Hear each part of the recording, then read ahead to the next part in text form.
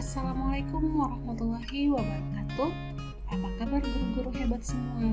Baiklah, kali ini kembali lagi dengan saya Nike Wahyuni, di mana kita akan membahas materi 2.3.A sembilan, yaitu tentang koneksi antar materi coaching. Nah, bagaimana sih coaching dalam pendidikan? Sebagaimana yang kita ketahui bahwa fungsi dari pendidikan adalah bagaimana kita menuntun anak-anak kita supaya bisa tumbuh sesuai dengan kodratnya. Nah, dalam hal ini, coaching berperan untuk menuntun anak-anak menuju kodratnya dengan melalui pertanyaan reflektif. Nah, dalam hal ini kita perlu membedakan antara coaching, mentoring, dan konseling. Nah, dalam konseling, dalam hal ini, konselor bertugas membantu menyelesaikan masalah klien.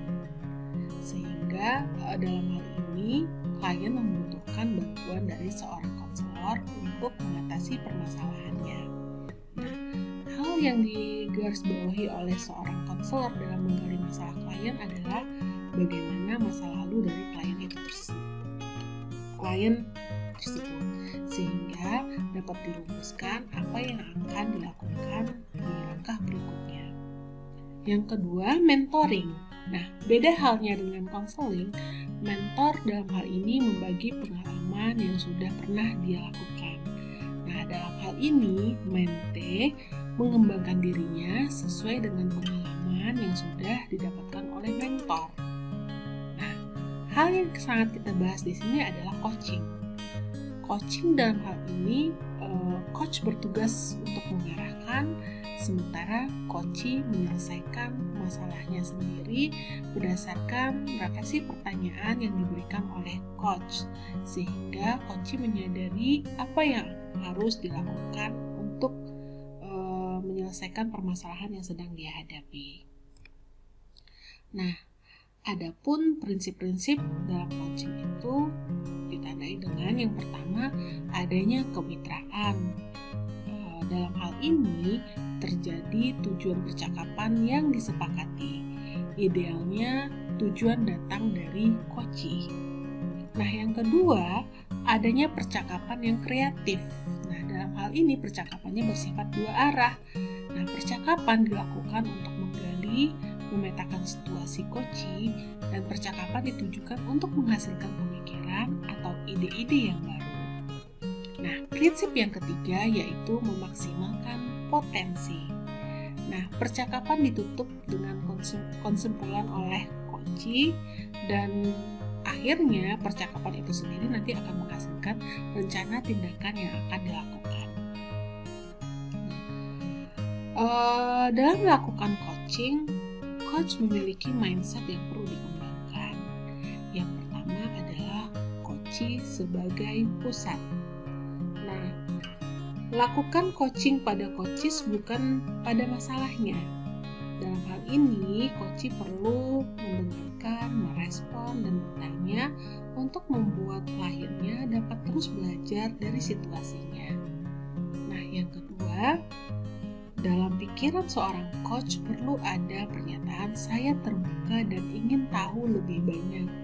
Nah, bersikap terbuka bukan untuk mengoreksi coachee, akan tetapi untuk terkoneksi, bukan untuk mengkonfrontasi, tetapi untuk menghormati, bukan untuk memberitahu, tetapi untuk membangun kesadaran diri. Nah, yang ketiga, mindset yang perlu dikembangkan adalah saya menyadari semua yang terjadi setiap saat. Seorang coach perlu menjaga kenetralan dan objektivitasnya sepanjang sesi. Nah, kenetralan ini akan mengizinkan informasi terbuka satu persatu setiap momen. Tanpa penghakiman, nah, izinkan ruang untuk hening, jeda, ataupun refleksi. Adapun mindset terakhir yang perlu dikembangkan yaitu saya membantu coachee melihat peluang-peluang baru. Dalam hal ini, coach membantu coachee untuk mengembangkan pemikirannya ke depan dengan mengajukan pertanyaan yang membuat coachee makin mendekati apa yang dibutuhkannya, bukan mengajukan pertanyaan-pertanyaan untuk menilai atau mengajak klien melihat ke belakang. Nah, dalam melakukan coaching ini ada keterampilan dasar yang perlu diperhatikan. Yang pertama, bagaimana keterampilan membangun hubungan baik atau kemitraan. Yang kedua, bagaimana keterampilan berkomunikasi. Dan yang ketiga, keterampilan memfasilitasi pembelajaran. Nah, dalam coaching sendiri, hal yang paling penting adalah bagaimana melakukan komunikasi yang memberdayakan. Adapun hal yang perlu diperhatikan dalam hal ini adalah yang pertama, komunikasi asertif. Dalam komunikasi asertif ini, seorang coach perlu memahami gaya komunikasi manusia, lalu membangun relasi dan menyamakan posisinya dengan lawan bicaranya. Dan dalam hal ini terjadilah saling menghargai antara coach dan juga coachee. Nah, yang kedua, perlu menjadi pendengar yang aktif. Nah, pada pendengar yang aktif, hal yang perlu dilakukan yaitu mendengarkan dengan rasa. Rasa itu terdiri dari receive, appreciate, ask,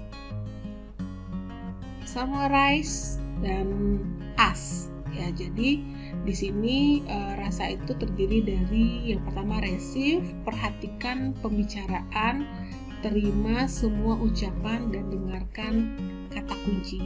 Yang kedua appreciate, yaitu beri sinyal Anda mendengarkan. Misalnya dengan sekali-sekali kita mengatakan oke, atau mengangguk, atau adanya kontak mata.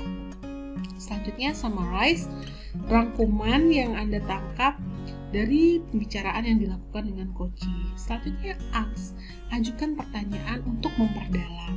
Nah, selanjutnya yang ketiga yaitu bertanya efektif.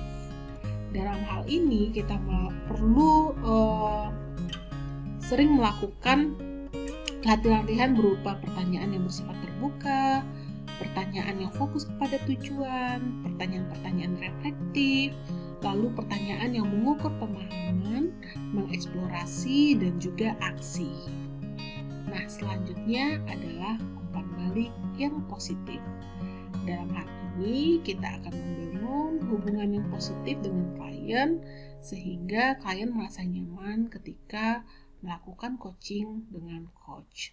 Nah, adapun model yang dikembangkan dalam coaching ini adalah model Tirta. Model Tirta ini merupakan berasal dari bahasa Sanskerta yang berarti air. Nah, jadi di sini murid diibaratkan seperti air. Tugas guru adalah memastikan bagaimana air ini mengalir tanpa sumbatan. Nah, proses coaching merupakan alat untuk menyingkirkan sumbatan tersebut.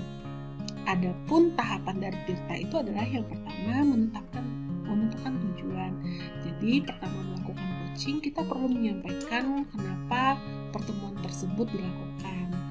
Lalu mengidentifikasi. Dalam hal ini kita akan mencoba mencari kata kunci, kira-kira potensi apa yang ada di dalam diri coachee yang bisa kita kembangkan. Selanjutnya adalah rencana aksi. Nah, di sini kita menggiring pertanyaan-pertanyaan sehingga coachee bisa menyusun rencana aksi yang akan dia lakukan. Dan selanjutnya adalah tanggung jawab. Dalam melakukan tanggung jawab ini, seorang coachee sudah bisa mengambil suatu keputusan tentang apa yang harus dia lakukan, kapan dia melakukannya, siapa yang akan terlibat dalam hal tersebut, dan bagaimana dia bersungguh-sungguh melakukan rencana aksi yang sudah ditetapkan sebelumnya. Nah, begitulah penjelasan dari saya tentang Tandem Coach ini. Semoga bermanfaat untuk kita semua. Assalamualaikum warahmatullahi wabarakatuh.